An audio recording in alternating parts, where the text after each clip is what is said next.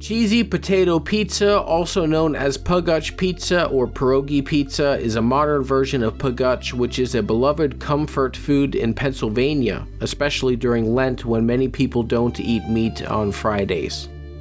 The dish's popularity is due to its rich history and adaptability, as well as the large population of Catholic immigrants from Eastern European countries in the region. The simple ingredients are pizza dough, Italian sausage, a full pound of mozzarella cheese, a half a pound of cheddar cheese, instant mashed potatoes, a green bell pepper, and an onion. This video will show you how to cook a large Italian-style Pagach pizza from scratch with $14 in Walmart ingredients. Follow along to make it yourself.